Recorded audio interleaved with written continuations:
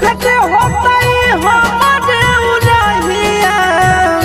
बैठी के पिपरा के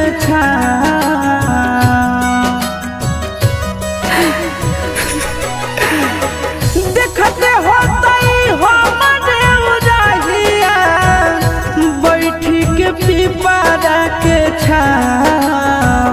रुक रुक रुक अरे टरेनिया रुक रुक रुक रे टरेनिया ले ले चल जनुआ के गाँव रुक रुक रुक रे टरेनिया ले ले चल जनुआ के गाँव रुक